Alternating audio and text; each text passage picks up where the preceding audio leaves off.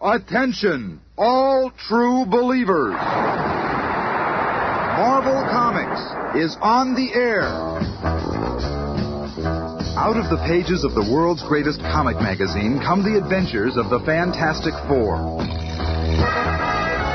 This week's epic, the first tale in this new radio series, is from the original book of Marvel called The Fantastic Four Meet the Mole Man, the beginnings of which we shall witness in just half a moment. It's mid-afternoon in New York City. Through the din of midday traffic is heard a strange explosion. A symbol takes shape in the city sky, and a legend is born. Hey, look up there. What does that mean? Could it be an invasion? And high above the excitement and hubbub, one man holds the still smoldering flare gun. One individual who is somehow more than just a man. He is the leader of the Fantastic Four. This is the first time that I've had to use the signal, and I pray it will be the last.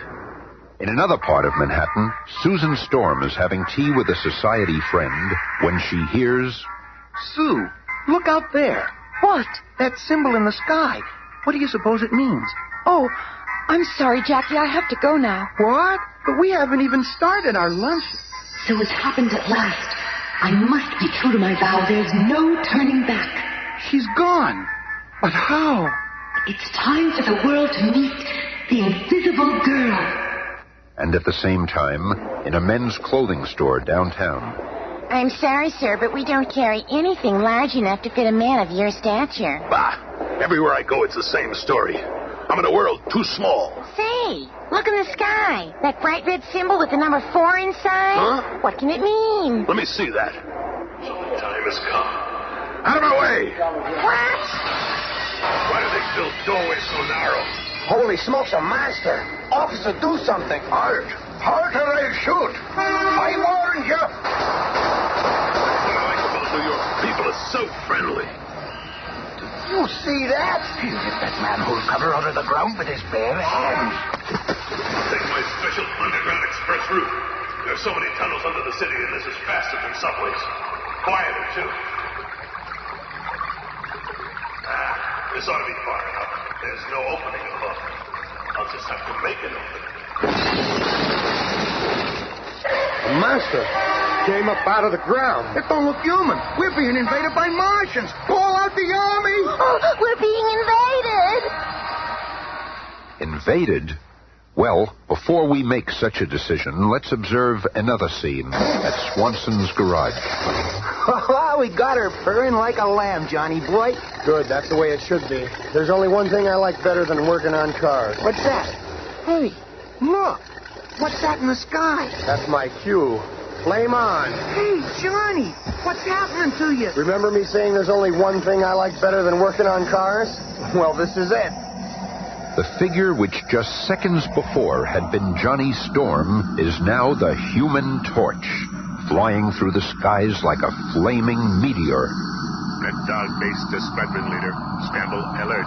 You are authorized to locate and bring down unidentifiable flaming object now flying over Manhattan. And within a few minutes, Johnny Storm is in a dogfight for his life. I can't keep this up much longer. My flame's gonna run out. Oh no, I'm falling. I'm not gonna make it. And then, just as the flying boy's flame begins to flicker out altogether, two impossibly long arms stretch out and... Gotcha. The now flameless Human Torch is plucked from the air by the strange man who fired the flare which caused all the commotion. Thanks, Reed. Oh, you're safe now, lad. Who is this man? In fact, who are all four of these astonishing humans? How did they become what they are? What mystic quirk of fate brought them all together to form the Fantastic Four? Well, you all came when I summoned you. Good. There's a task that awaits us. An awesome task. There's time for us to learn of the task awaiting these four, but first, let us uncover the origins of this colorful quartet. That requires a bit of Marvel magic as we travel back to a time and place before there was a Fantastic Four, back to the office of Dr. Reed Richards in the Federal Space Exploration Complex, where Dr. Richards is briefing his team. So, as you can see, we have a clear time window at 9:40 tonight, and then not again for 3 years. If we're to be the first in space, we must leave tonight. What? You're not going tonight with me as pilot. You know we haven't done enough research into the effects of cosmic rays. Out in space, they could kill us all. Ben, we've got to take that chance. Unless you want the Reds to beat us to it. I never thought you were a coward. Coward? Get that ship. I'll fly her no matter what happens. And so, led by a determined Dr. Reed Richards, the group speeds to the spaceport. Susan, Ben and I know what we're doing, but you and Johnny, you two Don't say it, Reed. I've been working on this for too long. Where you go, I go. And I'm tagged along with Sis, so it's settled. No time to wait for clearance. Conditions are right now. I think this is a stupid thing you're doing, but I ain't no coward. And before the guards can stop them, the mighty ship, which Reed Richards has spent years constructing, is streaking for the heavens, climbing into space. Hey, this hurts. Feels like I have a ton of concrete on my chest.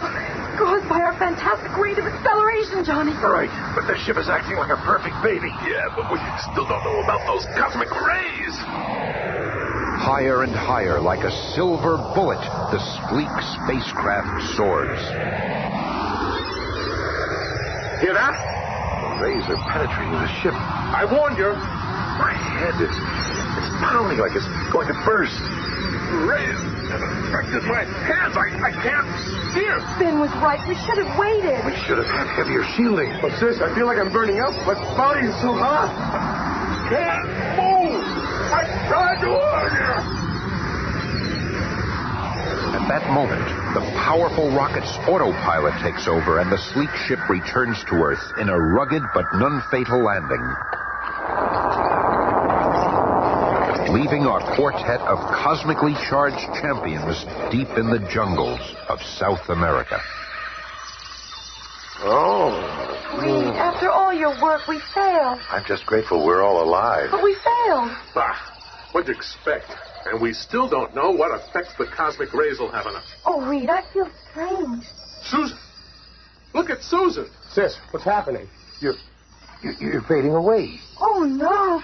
What's happening to me?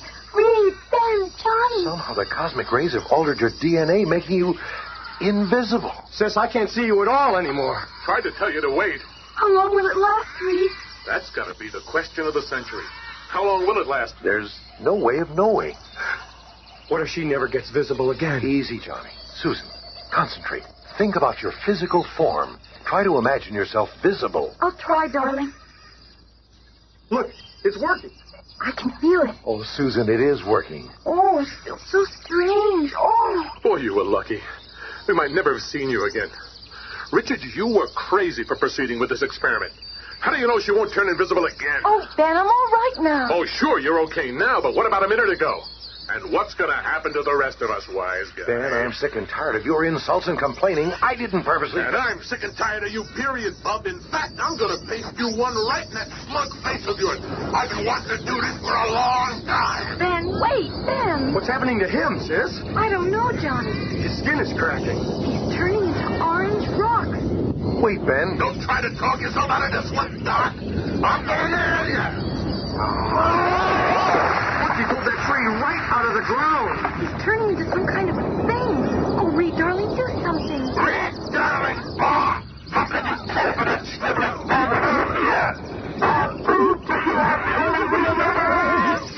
Oh, no, you don't. You've had this coming for a long time, John. Oh, Reed, not you, too. What's going on, Sis? What's happening to Reed's arms and legs? I don't know, Johnny. They're like rubber bands or something. They stretch like elastics, even his neck. What am I doing? What's happened to me? What's happened to all of us? You've turned into monsters, all of you. It's those terrible cosmic rays. Look at me. They've gotten me, too. My body's beginning to blaze. And I'm lighter than air. I can fly. Oh, wow, I can really fly. Oh, Johnny. Johnny. It's okay, Sis. I just feel a little warm, that's all. Minutes later, Johnny Storm's flame has subsided, and he returns to the others. Together, they watch a small brush fire which started burn itself out. And then they stand silently, each absorbed in his own startling thoughts. We've changed.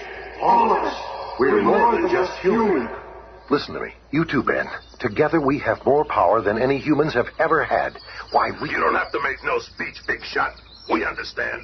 We gotta use our power to help mankind, right? Right, Ben. I'm gonna call myself the Human Torch. I'm with you all the way. Count me in, too. I'm the invisible girl. I guess I ain't Ben Grimm no more. I'll be what Susan called me. The Thing. And I'll call myself Mr. Fantastic. And so was born the Fantastic Four. From that moment on, the world could never be the same. And now, knowing some pertinent history, let's return to the relative present. This is the first time Dr. Reed Richards has brought the fabulous foursome together since that fateful flight, and the task awaiting them is truly awesome. I brought you here to see some photographs I just received from Washington. Pictures. What are they, pin-ups? This one's an aerial shot of what used to be a nuclear power plant in the Soviet Union. What made that big hole in the earth? The same thing that made this hole in a power plant in Southern California. And this one in Australia? It's happening all over the world. Wait, according to the steady pulses on this seismograph, another one is about to go. And halfway around the world in French Africa. What is that sound, Andre? It feels like the ground is shaking under my feet. And that sound, it sounds like gnawing. An earthquake in the sand. How is that possible? The earth is going mad. Look, the entire installation is giving in. But the worst is yet to come for these unfortunate French legionnaires. Not only did their nuclear generator sink into the undulating earth, but... What in the name of... It is some kind of giant blood beast! Artillery! Bring the artillery! But of what use is artillery against an enormous creature whose hide is tough enough to dig through countless tons of rock-hard earth? There is no artillery to stop a monster that can crush a modern tank with but one claw. But just as it seems there is nothing can stop this merciless menace... Enough! Return to the core! Our mission here is finished! And the Goliath stops in his tracks. For even a monster such as this heeds a master known as the Mole Man. Back at the strategy meeting amongst the Fantastic Four... You see, it's happened again. But how? That's why I brought you together. Our mission is to find out. By studying the previous cave-ins, I've pinpointed a location that is exactly in the middle of all of them. This is where we've got to go to find the answer. What's the name of this place? Monster Island. Monster Island? That's just a fairy tale. There's no such real place called Monster Island. But hours later, in their private jet, the four see a strange mountain rising from the sea like an unearthly, grotesque face. There it is. Horrible looking. Wow! Monster Island! Little dreaming of the adventure that awaits them, the Fantastic Four land and begin the long climb to the top of the forbidding peak. Wait, I hear something. It's coming from below. Look down there. 6 eyes! Coming out of that hole! A living, three-headed nightmare hurls forth from the bowels of Monster Island. Quick, turn invisible, Sue. Seeing one of his intended victims vanish before his eyes, the monster halts in bewilderment. Just enough time for me to make a hoop out of my resilient arm. And, like a cowpoke roping a wild stallion, Mr. Fantastic lassos one of the monstrosity's 3 heads and slings it far out to sea. I read about a giant 3-headed creature that guards this place, but I never believed it. But before Mr. Fantastic and Johnny can catch their breaths... Look out! Cave in! The earth opens up and literally swallows Reed and Johnny. Hang on there, boy! Down, down, down they plummet, lost in the darkness until finally, at the bottom of the pit... It's pitch black in here. What sort of place can this be? Say, Reed, over here. What is it? Feels like a door in the wall. It's moving. Oh, that's light. Why did we try? I can't see. It's so powerful that I'm blacking out. It could be minutes or hours later when the two regain consciousness, only to find themselves garbed in strange, heavy suits that protect them from the blinding, unearthly glow. Oh, my head. That light actually overpowered us. How did we get into these clothes? It is about time you came around. Who are you? I can't see. Where are we? One thing at a time. The reason for your blindness is the glare from this valley of diamonds. Brighter than the sun. And as for me, I am the Mole Man. While Reed and Johnny are dazzled by the Valley of Diamonds, more action awaits Ben and Sue on the surface. I've got to find Reed and Johnny. Wait, what's that sound? Other ears and eyes sense the approaching menace. Look out behind you, Sue. I'll handle it. The second gigantic guardian of Monster Isle is powerful beyond belief. But he is fighting a foe whose very body has been supercharged with cosmic energy. A foe that cannot be stopped. You've done it, Ben. You've beaten him. What'd you expect? I am the thing, ain't I? Oh, you saved my life. Never mind that. Let's go find your brother and that skinny boyfriend of yours. Oh, Ben, if you could only stop hating Reed for what happened to you. And what of Reed Richards and Johnny? Using that Marvel magic again, let's descend to the depths of Monster Isle, where we find them confronted by the strange Mole Man. So you have never heard of me before. Well, soon the world will know my name, for soon the Mole Man will control the power of the earth. How did you get here? It all started long ago. The people of the surface world mocked me. Me? Go out with you? Don't make me laugh. I know you're qualified, but I can't hurry. You'd scare away all my business. Really? Is that a mask you're wearing? Finally, I could endure it no longer. I resolved to find a place of my own, the legendary world at the center of the earth, a world where I could be king. And then, when I had almost abandoned hope, this cavern. Soon I saw where it led, to the land of my dreams. I found.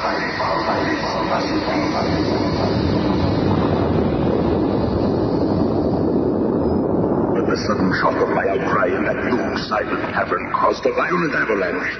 When it was over, I had somehow survived, but I fell into the Valley of Diamonds and was permanently blind.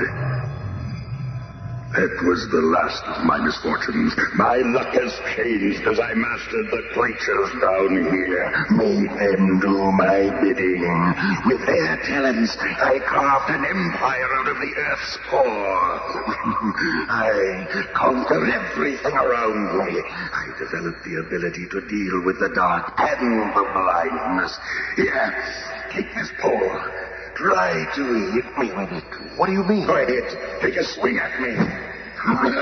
Again. See? I have radar like a bat. I am able to evade whatever danger approaches me and return the attack in kind. Reed, you okay? He's not hurt. But see how easily I defeat anyone who dares defy me. But now, at my signal, those creatures from the bowels of the earth shall destroy you, my witless intruders. We'll see about that thing, sis. Johnny! It is too late. The die is cast. Look out, Ben! Behind you! Hearing the Mole Man's signal, his largest and most deadly underground creature thunderously lifts itself into the room, its brainless rage directed at the ill-fated four. Flame on. Help is on the way. Things are going to get kind of warm around here. Back and forth like a flaming hornet, the Human Torch buzzes the gigantic creature, who tries to grasp the frantically flying youth. Reed, the Mole Man is getting away. Not if I can help it. And I can. You haven't won yet. You can't beat my entire menagerie of monsters. And then they come, like pieces from an insane nightmare, roaring, running, snarling, the Mole Man's entire army of underground gargoyles.